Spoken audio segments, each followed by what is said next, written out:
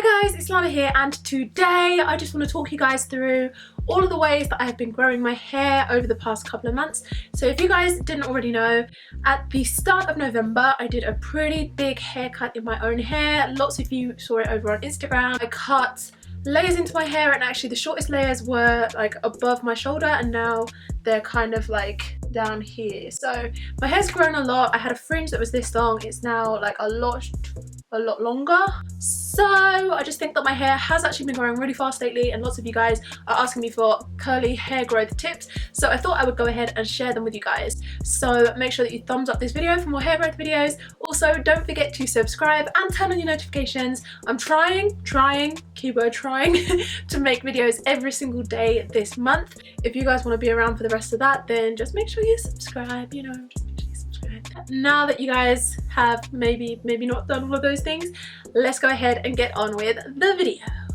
So the very first thing that I want to talk about, I already made a video about it. It's the inversion method. So I started doing this not long after I cut my hair. I cut a fringe in and I was enjoying it, I liked it, and then like just the hassle of having a fringe kind of just made me want to grow it out, and I only really wanted it for a short time anyway, so I knew that I wanted it to grow out quickly. So I started doing the inversion method, and also I just wanted to share that with you guys. I thought that I could do the inversion method like literally every single day, but then when I posted the video, you guys informed me that I cannot do the inversion method every day because apparently my scalp is going to get used to it and it's just going to stop being as effective. So I toned that down. So now I'm doing the inversion method sporadically. So I am doing like a week on, a week off with the inversion method.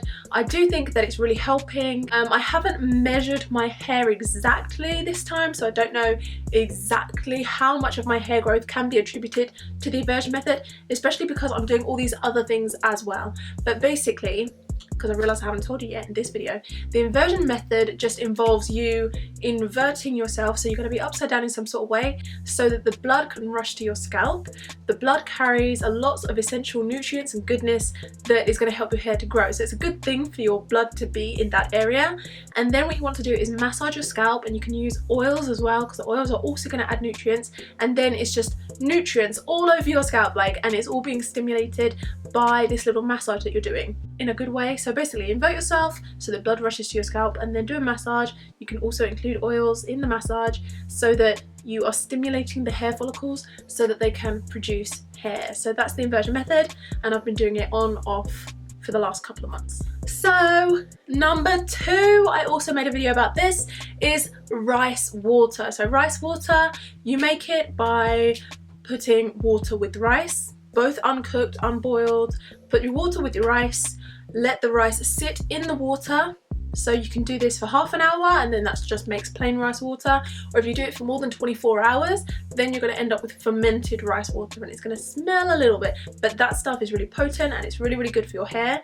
So once you've got that, you want to take the rice out of the little mixture. So just drain it, strain it, strain it so that you are just left with the water, and then do whatever you want with the rice. Cook it if you want to cook it, throw away if you're going to throw it away, and then you just want to keep the water, and it should turn into this milky whitey colour, and then that has got lots of ingredients on it.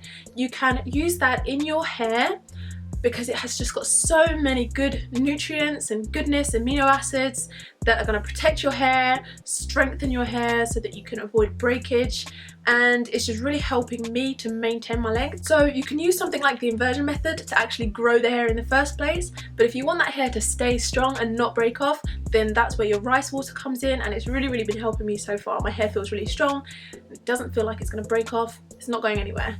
So number three is hair vitamins, and I know that there is a lot of some people saying hair vitamins are good, some people say hair vitamins are bad. What I always say about hair vitamins is basically that they are just a huge powerhouse of nutrients that you could get from eating a ridiculously healthy diet, but not all of us have got time to eat the exact kind of diet that you need in order to get all of these vitamins that are going to be in here. Over Christmas I was eating a lot of junk food. I'm still eating a lot of junk food even though it's January, because we've just still got like lots of stuff left over and I've got no willpower. So I've been eating a lot of junk basically, and I knew that I needed to have some kind of vitamins in my life, so I opted for Hairfinity. These I think have been helping me out The trouble with this is that you can actually grow hair all over your body as well as on your scalp, because they can't really target just scalp hair growth. But I'm okay with that for right now. Like, I don't really care.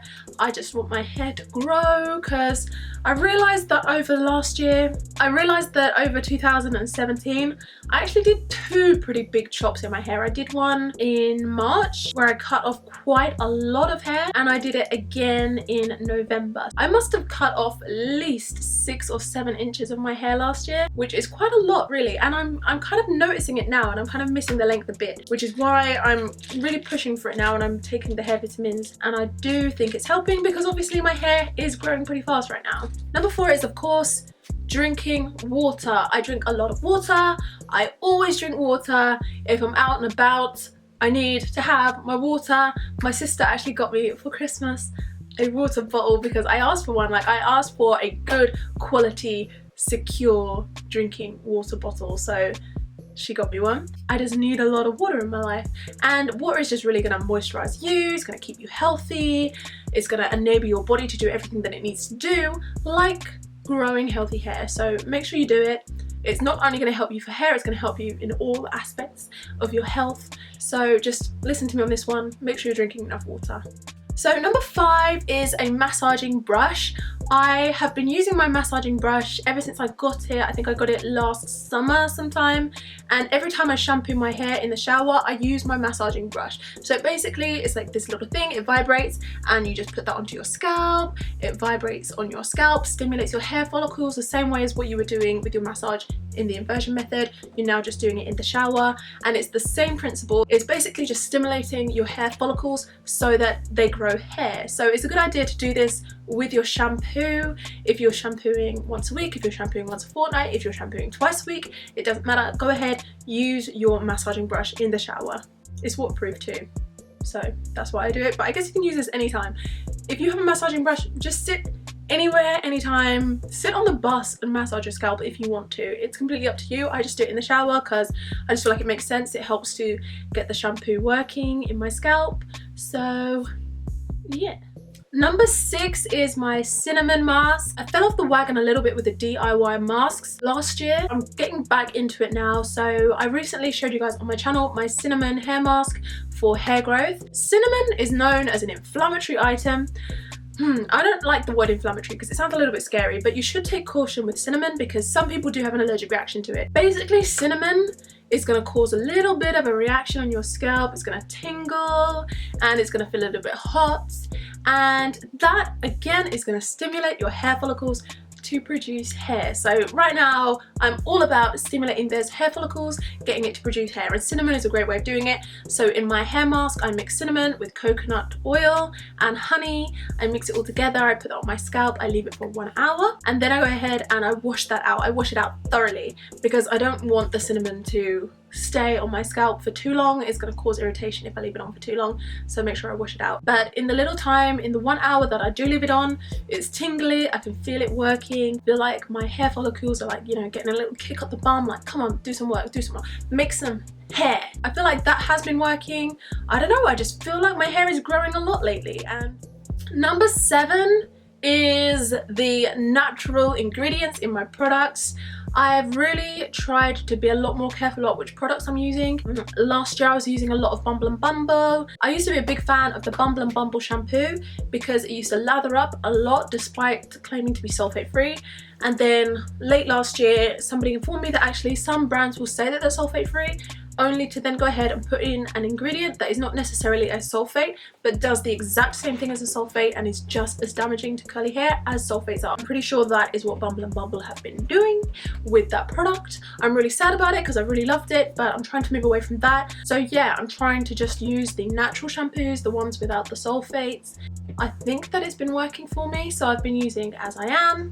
I've been using Cantu a lot, and yeah, I'll try to maybe make a video on my new favorite products of January. I'll see if I can make that for you. Anyway, the natural products, there's no sulfates, no parabens, no mineral oils, no paraffins. That is what I have been using, and my hair seems to be thanking me for it, so yeah.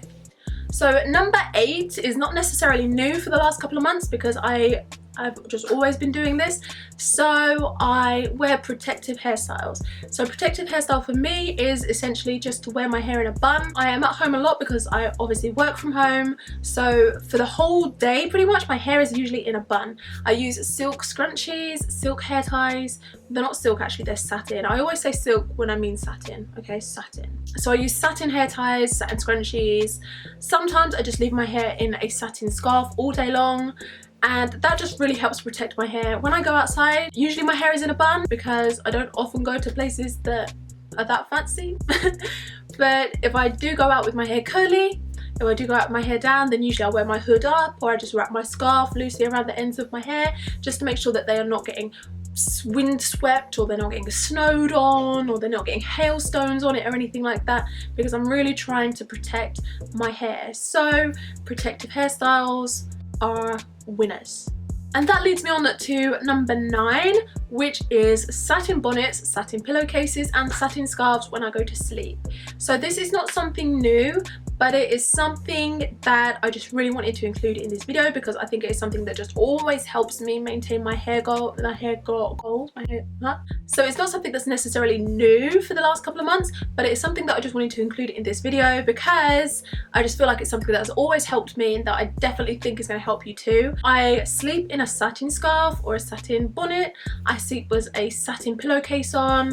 I was recently gifted a new satin pillowcase by Oh So Curly and I love it. It's reversible, so it can go with 2 different bedspreads. If you've got like one colour bedspread on, you can put it one way. If you want to change your bedspread, you can put it the other way. I also went away recently to Venice, and when I was in Venice I took a satin pillowcase with me because I was just like, I'm not sleeping on that rough hotel pillowcase. I don't know what kind of pillowcase they're gonna have, so I'm gonna take my satin pillowcase with me. I had to take this kind of precaution because I was like, I'm gonna look out for my hair in 2018.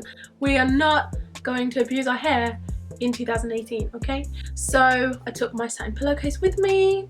My hair was happy, my hair did not break off, my hair is continuing to grow because of all of these precautions that I'm taking. And satin pillowcases, I just feel like it's just something, it's really easy to do. It's like minimal effort. All you have to do is put it on your pillowcase, or if you're going to sleep, put your satin bonnet on your head. Easy, it's done. Then you go to sleep, you snooze, and your hair has been protected this whole time. So it's something is so easy to do and it makes a huge difference. Also, for number 10, I decided to add a number 10 because it felt weird to leave it at 9. So for number 10, I wanted to talk to you guys about finger detangling. You guys noticed in yesterday's video that I only used my fingers to detangle. I didn't use a comb or anything while I still had tangles because I had just straightened my hair and I didn't want to be too harsh on my hair. So fingers are really the most gentle way to detangle my hair.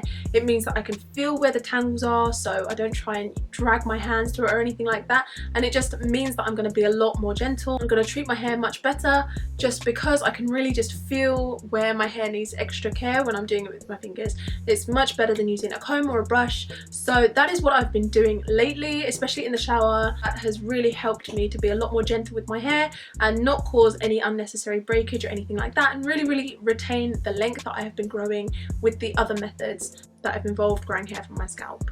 There are 10 ways that I have been growing my hair over the last 2 months.